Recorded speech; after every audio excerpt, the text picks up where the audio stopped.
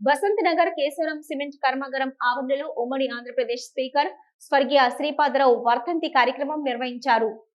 ఈ కార్యక్రమంలో Kesavaram cement permanent union president Karnala PSCS chairman Bhayyapu Manohar Reddy పాల్గొని మాట్లాడుతూ ఈ ప్రాంత అభివృద్ధి కొరకు నిరంతరం శ్రమించిన వ్యక్తి శ్రీపాదరావు అని అన్నారు. శ్రీపాదరావు ఆశయాలను ముందుకు తీసుకెళ్లడానికి ప్రతి కాంగ్రెస్ కార్యకర్త పాటుపడాలన్నారు. మంతని ప్రాంతంలో ఎనలేని సేవ చేసినటువంటి స్వర్గీయ శ్రీపాదరావు గారు కొన్ని అసాంఘిక శక్తుల వలన గత 25 సంవత్సరాల కింద చనిపోవడం జరిగింది.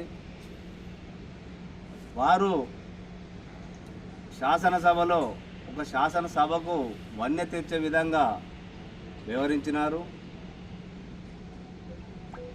శాసనసభలో ఒక హుందాగా పనిచేసినటువంటి పెద్దలు స్వర్గీయ శ్రీపాదరావు గారు.